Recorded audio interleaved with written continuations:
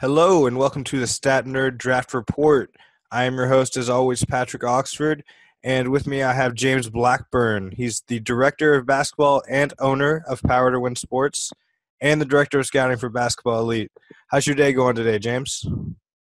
Oh man, I'm here in North Carolina trying to stay warm. It's pretty cold out here, but I really appreciate you having me on. Oh yeah, I don't even really know about that cold weather. Honestly, living in Texas, we had snow once in December this past 2017, and everyone was astounded. So I have no idea the troubles you're going through right now, so I can't even begin to sympathize. Yeah, But that's okay. I wish I was out in Texas. I know, man. Move out here. Prices are low. Anyways, so let's get on to the good stuff. Can you tell us about Power to Win Sports?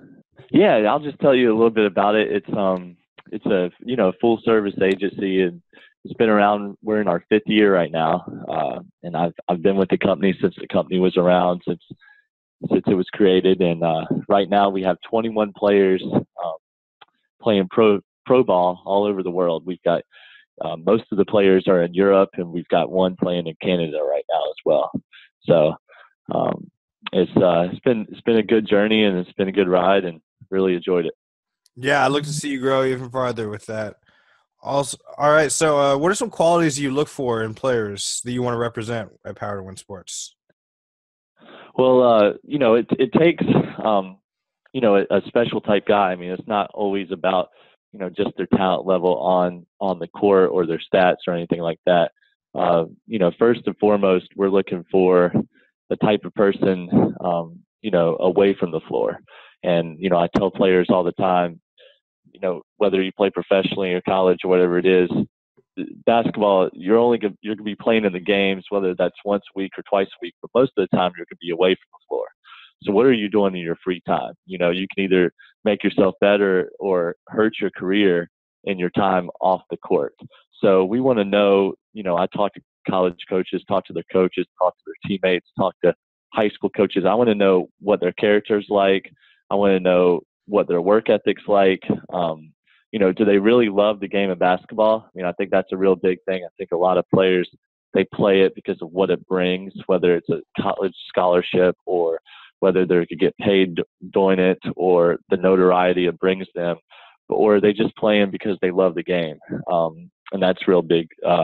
We want to know what their personality is like. So when I'm recruiting a player, I can usually tell that from, phone calls or when I'm watching them play or when I meet them and their families. That's real big. Are they a quiet kid that doesn't really like to communicate or talk a whole lot, or they somebody that is outgoing that likes to talk to people? And that's big as well. When you go to these European countries, they want you to, you're the face of their company, you're the face of their brand. So they want somebody that's going to be out there, promoting their team, promoting the sponsors that are associated with that team. So that's big too. All those things together, gives me an idea of what type of player there can be overseas. Because the overseas life's a lot different, as you know, than the NBA or even G League. So it's a lot harder and a lot tougher than what the average player thinks. I look at all those things, and then I definitely look at on the court. I mean, I go to about 100 games a year scouting, so I want to look at players and see. One, I mean, I definitely look at their stats, and then I pick out some players that look intriguing, and I go and check them out, and I want to see who has a pro body. Body's the first thing I look at. Do they have pro athleticism? Do they have the strength to compete? Do they have the size for their position? Skill set's a big thing. Athleticism, like I already mentioned, that's huge because athleticism, that translates to a variety of levels. And at the end of the day, that is what I'm looking for is things that translate to the pro game. Like I'll give you an example of maybe like one thing that doesn't necessarily translate, and that's, you look at a lot of guys in college, they get points from the free throw line. Well, if you're a guard that let's say gets to the free throw line 10 times a game, that might look real good, but over in Europe, which we'll talk about later, they don't call as many fouls. It's a lot more physical. So are you able to finish through the contact, or are you not finishing, and are you just getting to the line and getting easy points? Well, that's one thing that may not translate as well in certain countries. So that just gives you an example. But work ethic is, I would say, probably the biggest thing, because most of these 4-year guys that don't go to the NBA, in order to have a long career in Europe, you can't just stay as you are already as a player. You have to improve year after year after year. So you want guys that love the game and that have a big work ethic. Yeah, looking at that last point you made, work ethic, I think that's a big thing that maybe some people take for granted. But, like, if you're coming back to college for year after year, it better not just be because you're comfortable there. It better be because you see more avenues to success or more avenues to growth that way than coming out early. So exactly, I agree. Yeah. So, yeah, I agree with everything you said. That was awesome. And hopefully some athletes listen to this and take heed, because there's not enough players out there at this point who do all the right stuff. So you have a new program called the Truth Tour. So can you break that down for our listeners? Kind of what objectives you have with the Truth Tour and some teams that have taken part in it? Yeah, no, for sure. It's it's something I've been thinking about now for a couple of years. And when I first thought about it, it was almost like a joke. Like, this needs to be done. Players need to be just told the truth on a lot of different things when it comes to pro basketball. And then this summer, I launched it, and I've spoke to 3 schools, 2 Division II schools, 1 NAIA, and I've got a few D1 schools lined up once the season ends. But essentially what it is I come in and speak to, the college programs and the coaches, and I try to give them an unbiased view of how professional basketball works at all levels, mainly, not so much the NBA, but really focusing on, overseas, but a little bit of how the G League works as well. And what I've found is, so many players, I think, just athletes in general, I think, are delusional about their own abilities and how easy it is. They think it is to play pro ball, whether it is, wherever it is. But I think basketball players are especially like that.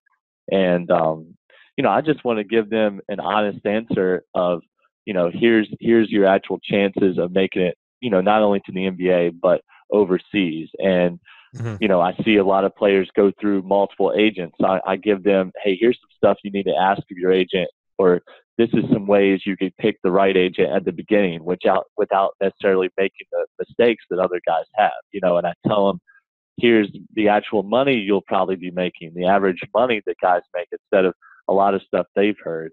And just a lot of things like that. I tell them about exposure camps and, tips about making it as a pro, and the power of networking, and, how the program's changed over years. It's really about an hour and a half of information, a lot of stuff. And then I give them a chance to ask questions and different things like that as well. So, but what I'm finding is, the schools that I've done it at, players are taking notes.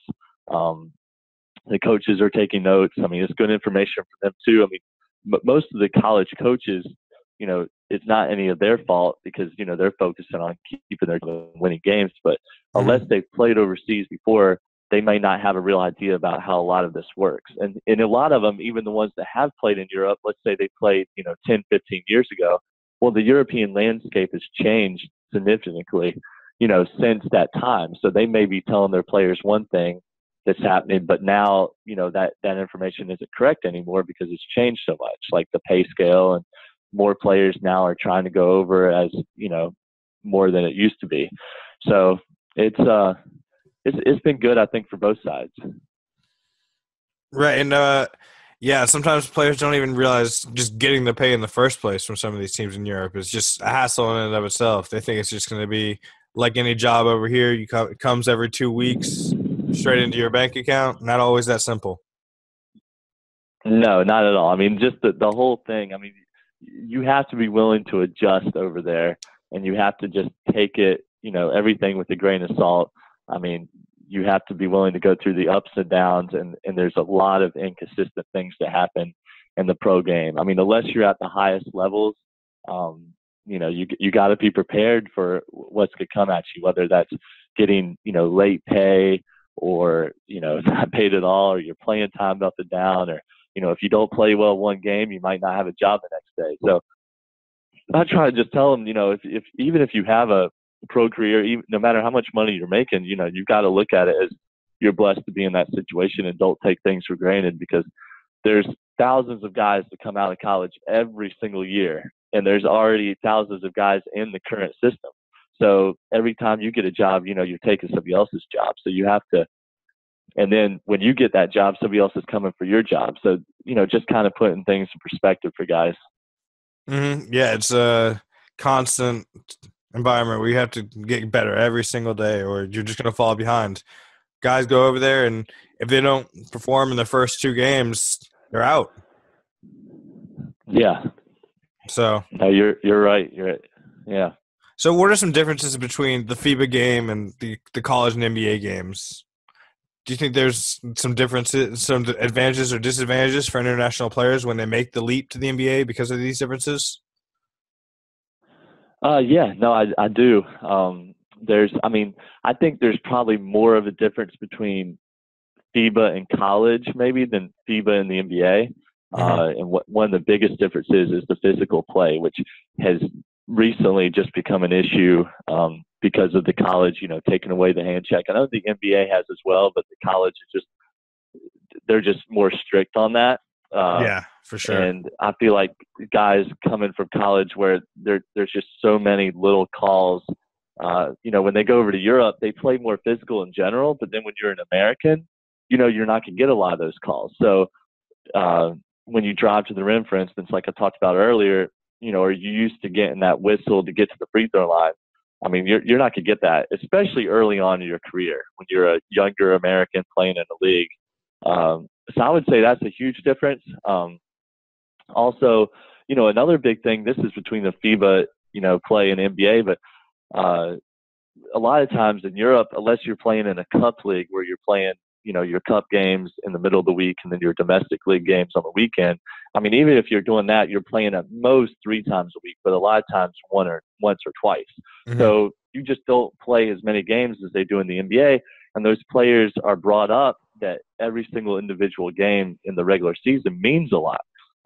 And there's other factors in that too, like, they're not as patient with certain things. Coaches get fired quicker, players get released faster. So those players are brought up like, man, I've got to play or something's going to happen. So I think that helps them when they come into the NBA because, a lot of those European guys you see now, I mean, they're playing hard each and every night. They don't necessarily know how to take off games or, sit out or take it easy, maybe after they've been in the NBA a long time. But that's another big thing. And I think that's, for the players' advantage in Europe. A couple other things that are, I think your listeners would agree on. I think they've probably heard about is the ball screen. I mean, that started out in Europe real big, and now it's normal in the NBA. So that kind of transition, but teams in Europe are still playing mostly ball screen. So guys to go over, that's what they need to do. And in college, you see a mixed bag with that. And you see some teams that are running primary ball screen offenses. Other teams are running more motions. And then the ball movement. I mean, now you see teams, the Rockets, the Spurs, the Warriors, even the Raptors are doing it more this year. It's becoming more of a norm now in the NBA than the isolation that it used to be. And it's still a lot of ISO, more so than Europe. But in Europe, a lot of teams, if they don't have a guy that could just create his own shot, on the floor, then they're doing a lot of motion. And it's not just one pick and roll. Let's just play a 1 out or 4 out, 1 in and set one ball screen and drive. It's multiple pick and rolls in the same series, and it's twisted ball screens. And, it's picking the picker action, and it's just a lot of action, more so than just one player doing one thing. So, gotta love that Spain action. That's my favorite, honestly. Yeah, I've seen that. Yep. So you watch a ton of mid-major basketball, just as everyday life, what you do. Who are some names to look out for from mid-major around draft time? Okay, well, I'm gonna give you a few names. I guess I'll start off with guys that actually could be drafted, and then I'm gonna give you a few sleeper names. But one name to give you is Quentin Rose. He plays for Temple, and I saw him early on this year at the Charleston Classic. And actually, Temple right now, I think they're right around the 500 mark, which I was surprised about. I thought they would be better based on some of the talent and the prospects they have. But Quentin Rose really reminds me of Daniel Hamilton, who played at UConn and is now a two-way player in the NBA. I think he could be a little bit better than him. I definitely see him as a guy that's going to be drafted. He's really, really shifty. He's 6'8". He's thin, wiry, but, plays the guard position, plays a lot on the ball. Needs to improve his three-ball consistency a little bit. He actually shot it really well down in Charleston. But if anybody's seen Daniel Hamilton, like I said, at UConn, he's a clone of him. I would say he's a better three-point shooter than Daniel, but he still needs to shore that up a little bit. Mm-hmm. So Quentin Rose is one guy. Kevin Hervey, he's a senior at UT Arlington, Texas Arlington, so out towards your way. And he's a big man, 6'9". He's a forward, but he plays primarily on the outside. He's a primary four at this point. I see him being a four at the next level. He shoots the three pretty well. He's got really quick release, moves really, really fluidly, good athlete, really skilled with the ball. I mean, he can handle the ball. He's good from the mid-range, where he could face up and go by bigger players. He could shoot over bigger players. So he does a lot of good things. I saw him recently. His last two games, he hasn't played well. He's had two really poor games for him. But he was, there was discussion about him being a late first or a second round pick. And he's still, he's still getting heavy interest from NBA teams. And he's a guy that will probably be at the Portsmouth Invitational and, could still see his name being called on draft night. Mm-hmm. So those are a couple of guys. There's a couple other ones that are more guards, underclassmen. Rob Gray, another Texas kid. He's at Houston, 6'2" junior. And he had a big year last year, averaging over 20 a game. I've seen him once this year. He's playing well still. He's averaging 19 right now. So a little bit down from last year, but he could score the ball as well as anybody. He could really shoot it, really competes on both ends, communicates, seems like a high character guy. I could see him possibly going in the second round, late second round as well. And then one other name would be the kid from Boston College, Todd Bowman. And he's averaging 16 this year. Actually, there's a couple of kids. Jerome Robinson's the other kid from Boston College. It's their whole backcourt. I think one of the most underrated backcourts in the country. But both of them are juniors. Again, Todd Bowman and Jerome Robinson, both of them are really athletic, can really score the ball. Jerome's having a huge year. He's shooting 44% from three, which is an improvement from last year. And I could see him definitely going in the first round. Yeah, Jerome's actually been rising up my draft board too, honestly. So I don't doubt that at all. Yeah. And then there's a couple other guys that I would, encourage your listeners to check out. Peyton Aldridge is one of those guys. He's a Davidson. He's a 6'8" senior. He's really skilled, could score it in the post, has good footwork, and then can shoot three. His three-point percentage is down this year from what it's been. He's taken a lot of attempts, and I think, he's really getting keyed on by defenses, but he can shoot it better than what he's shown. And he's got a nice release, and he should be a Portsmouth guy, so they'll see him, summer league, all of that jazz. And then there's another guy, Devontae Kaycock. He's the 6'7" junior at UNC Wilmington. They're not having a great year this year, but I think he's the best rebounder in the country for a guy his size. I really like him. And he's a workhorse. And I don't necessarily know if he's going to be an NBA guy, but he is a prospect. He doesn't, he can't shoot outside of the paint, that area. So that's what's hurting him right now. But I see him having a lot of success in high-level Europe.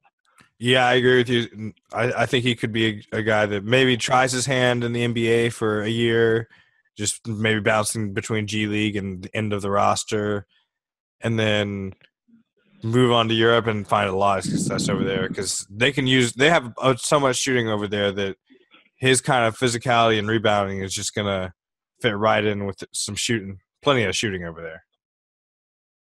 For sure, for sure. I mean, he can do a lot of good things. And then last but not least, there's a couple of shooters that I think I had talked to you about a couple weeks ago, actually. They both play in the same conference, the Southern Conference, which I see a lot of SoCon basketball being in this area. One of them is Fletcher Mcgee, who kind of got headlines about a week or so ago when Wofford beat Carolina, and he had a huge game. But Fletcher Mcgee is a 6'4" junior, pure shooting guard. I think he's the best shooter in the country. And, I know some people may raise their eyes at that one, but you look at the kid's percentages and you watch him play, and I've seen him play a ton since he was a freshman, and he's been doing this for years. And he can actually shoot. He can shoot the cover off the ball. I mean, he can shoot deep threes, NBA range is no problem. Quick release, picture perfect stroke. You can do a teaching video on how to shoot a basketball based on his shot. He can shoot it off the pin downs, feet set, ball screens. I'm not sure you could do a video off his shooting because he's so unique in that he can alter his body in air and still get a good shot off. I don't think there's many people that can do that. His percentages don't make sense with the difficulty of shots he's taking. No, you're right. I mean, I've written that down multiple times. His shot selection, is it good? I mean, that's one thing he needs to improve on, which that's the scary part. At his level right now, he's getting keyed on by defenses so much that he just, he's forced to take these crazy shots. I mean, I know you probably watched Synergy on him and seen it, but at the next level, if he plays in the NBA, he's going to get so many more easier shots. And I mean, those shots to him are like a layup. I mean, I think he's the best shooter we've seen in years. So I see him as, definitely he's going to keep getting more and more traction from NBA teams. And I think the common fan will hear his name more than they have already. So he's a guy that could definitely play in the NBA. And then, matter of fact, in his same conference, like I said, is another kid, Francis Alonso, as a 6'3" junior, and he plays at UNC Greensboro. And they actually played against each other the other day. I went to the game, but Alonso is the team captain of the under-20 Spanish national team. And I think he's a top 3, top 5 shooter in the country as well.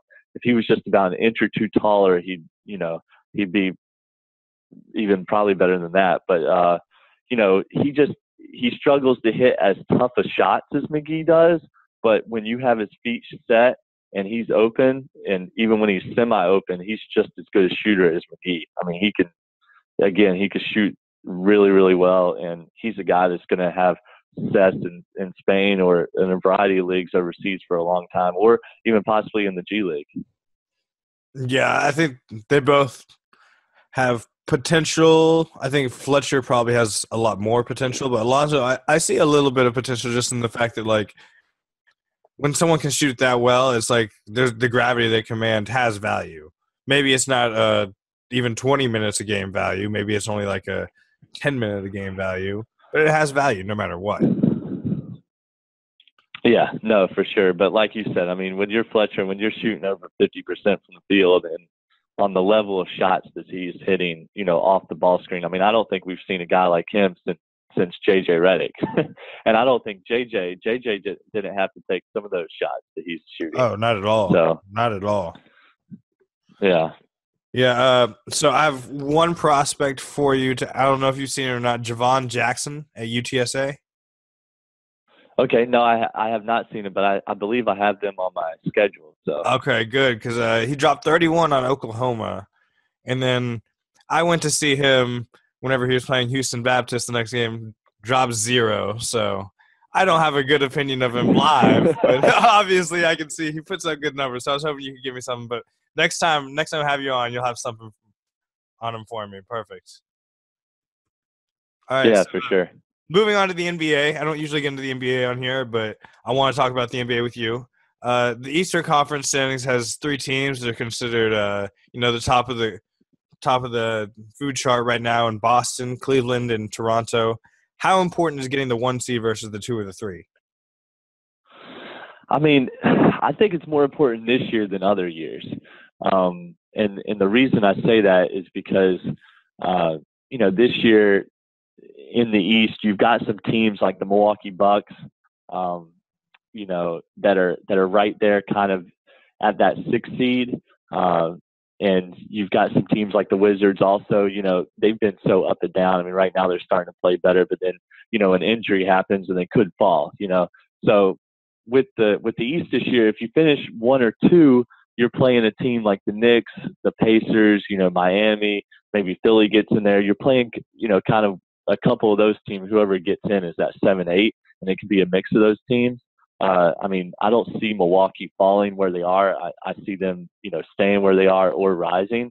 And you do not want to play if you're Cleveland or somebody like that. That's let's say you stay at the 3 or fall to the 3, or you're there at the end of the year. That's not a team you want to play against in the first round, because you'd rather have an easy series where you could get out in 4 or 5. You don't want to be battling in 6 or 7 games. And the Bucks team, I've watched them multiple times this year, and they're scary, especially since they've added Bledsoe. They've got another guy that can, create his own shot and beat you, practically by himself. And the Greek Freak's he's doing things that nobody else in the league is even doing. So they've got a loaded backcourt. And then the Wizards are, they're a little different, where they've just got so much experience, and they've always, they've got something to prove. And John Wall and Beal have been there now for a few years, and people waiting for them to kind of make it through the playoffs, maybe not to the finals, but make it multiple rounds. So those are 2 teams that you do not want to see. Do you think it's more important for one of the top 3 teams to get the 1 seed than the others? Like, do you think it would mean more to Cleveland or Boston or Toronto than the other 2? I think it means the least to Cleveland, just because I think that they're the most loaded, and now that Isaiah's back, they could win on the road and they could do things like that. I think with Boston, if they don't have Hayward back, I would say that it's probably the most important for them. And then Toronto is probably second most important, which is exactly the way the standings are now, 1, 2, and 3. But we don't know if they'll stay like that. I mean, Boston, it's been playing really, really well. They've had a lot of home games, and, without Hayward there, it's still, a little dicey. So they may slip. And Cleveland now with IT back, they can advance. So, if you're Boston, you don't want to go into the playoffs having to face a team like Milwaukee or Washington or something like that in the first round without Gordon Hayward. So I think it means definitely more to Boston and Toronto. Yeah, and plus if you get the 1 seed, then in the semis, you don't have to worry about playing the 2 or the 3. So that's exactly. Also – yeah.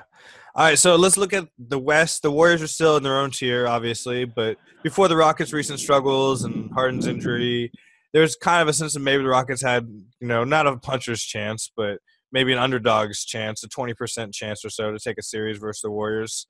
And the Spurs obviously feel like they have a chance after the first half of Game 1 last year. So is there a storyline to be had out West, or is it just going to be Warriors again? I mean, I'm going to answer the question. I hate to say it, but I think it is going to be the Warriors again. But it definitely is more intriguing this year. And what's really weird is normally the West was always regarded as such a deep conference. I mean, it's the East was always considered really top heavy, and it still is top heavy. But now the West is also top heavy, and you've got the bottom of the West this year is you're looking at the Clippers might get in there. That New Orleans is the 8th seed now.